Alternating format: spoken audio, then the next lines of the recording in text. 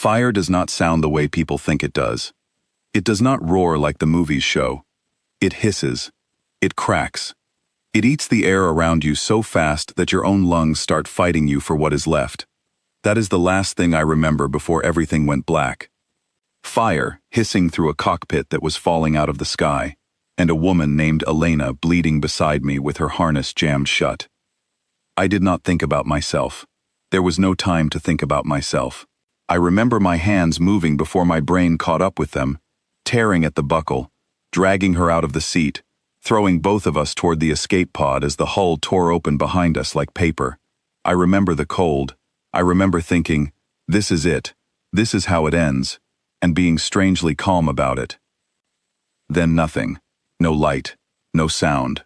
No floating peace people talk about. Just silence. Thick and total. Like the universe had simply switched itself off. So when my eyes opened again, I expected one of two things. Either true darkness, forever, or the harsh white lights of a medical bay back home. I got neither. The ceiling above me was a deep blue, almost black, and it pulsed faintly, like it was breathing.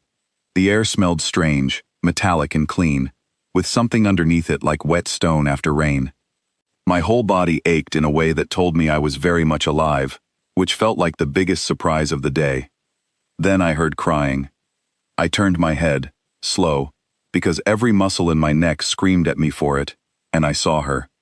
A woman sitting in a chair beside my bed, her face buried in her hands, her shoulders shaking. Her skin was a soft gray, almost blue under the strange light, and where hair should have been, she had thin feathered ridges lying flat against her scalp, damp like she had been crying for a long time.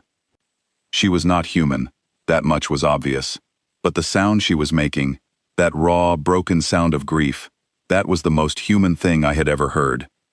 I did not know her, I was sure of that, and yet she was crying, like she had just lost someone she loved. My throat felt like sandpaper, but I managed to speak anyway. I am not dead, I said. You can stop crying now. She jumped so hard she nearly fell backward out of the chair. Her eyes, wide and dark and strangely beautiful, locked onto mine, and for a moment, neither of us said a single word. You are awake, she finally whispered, her voice cracking, like the words themselves were too heavy to carry. The machines said your body was stable, but I did not believe them. Your kind breaks so easily. I did not think you would open your eyes again. Excuse me, I said, trying and failing to sound offended. We break easily? She almost laughed through her tears, a strange broken sound. You have no claws, she said. No natural armor. No poison in your blood to protect you.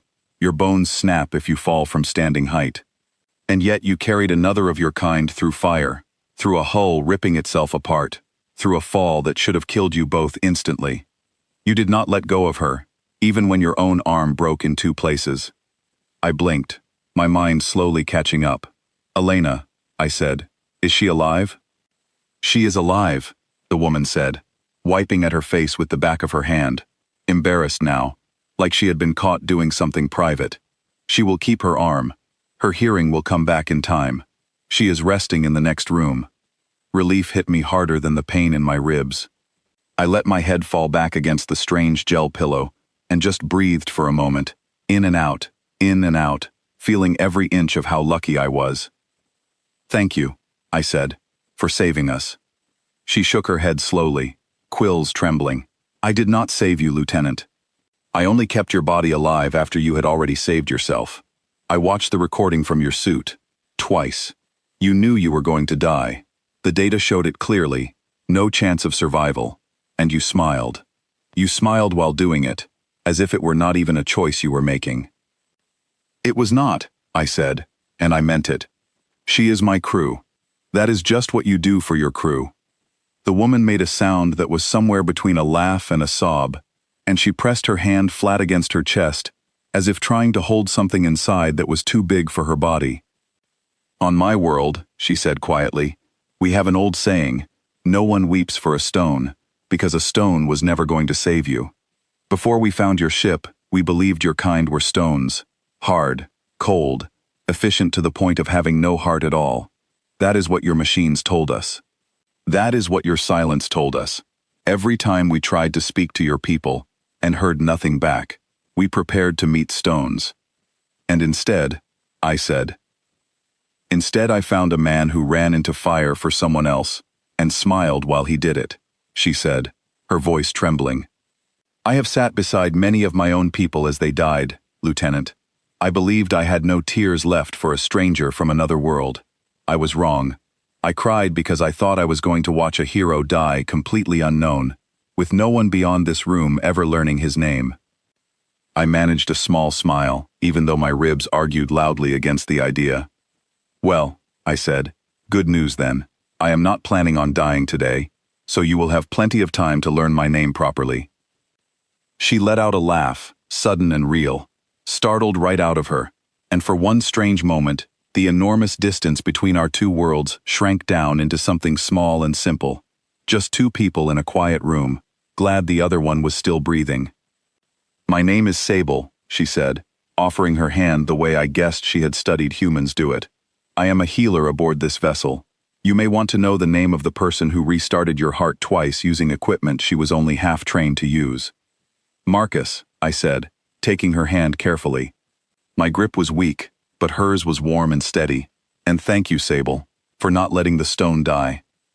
Her quills flattened gently against her head, and I would later learn that this was her people's version of a smile.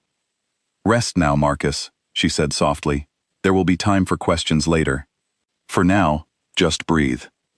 I closed my eyes, and for the first time since the fire, I let myself believe that everything really was going to be all right. Days passed, though it was hard to tell exactly how many, since their ship had no true night or day, only cycles of soft blue light and softer blue dark. Sable visited often, checking on my ribs, my arm, the strange readings her machines took from my human blood. Elena recovered in the room beside mine, and the first time I was strong enough to walk, I went straight to her, and we sat together in silence for a long while, just grateful to still be sitting anywhere at all. It was Sable who finally told me where we were. Her people called themselves the Vantar, and their ship, the Kest Wren, had been on a quiet survey mission near the edge of human space when they picked up our distress signal. They almost did not respond. Their council had voted many times to avoid contact with humans altogether, afraid of what our silence and our weapons meant. But Sable had been the one to argue that a dying signal deserved an answer, whatever species sent it. I am glad you argued, I told her one evening, as she checked the readings beside my bed. So am I, she said, and there was something warm in the way she said it, something that made the strange blue room feel a little less foreign. I asked her once why her people feared us so much. She was quiet for a long moment before answering.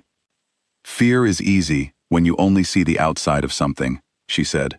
Your ships are built for war. Your history, the parts we have learned, is full of it. We assumed a species that builds so many weapons must have very little love left over for anything else. But I have watched you now, Marcus. I have watched you ask about Elena before yourself, every single day. I have watched you thank the ones who feed you, the ones who clean your wounds, even the machines that keep you breathing. That is not the behavior of a stone. Maybe we build weapons because we are afraid too, I said. Afraid of losing the people we love. Maybe that is not so different from you. Sable looked at me for a long time after that, her dark eyes searching mine, and something between us shifted quietly, without either of us saying a word about it. By the time Elena and I were strong enough to stand for long periods, the Vantar had already begun sending a message back toward human space, carrying the story of what happened, carrying proof that not all first meetings had to end in fear. Sable stood beside me as the message was sent, her hand resting lightly near mine, not quite touching, but close enough that I could feel the warmth of it. Do you think they will listen? She asked. Your people and mine. I do not know, I said honestly, but I think it is worth trying. Someone has to be the first to reach out instead of pulling away.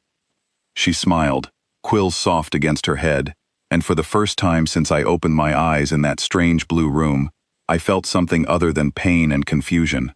I felt hope, quiet and steady, the kind that grows slowly but does not let go.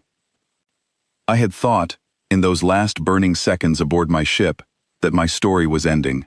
Instead, it turned out to be only the beginning, written not in fire and fear, but in a single act of kindness that reached across the stars and found someone willing to weep for a stranger, and in doing so, proved that we were never stones at all.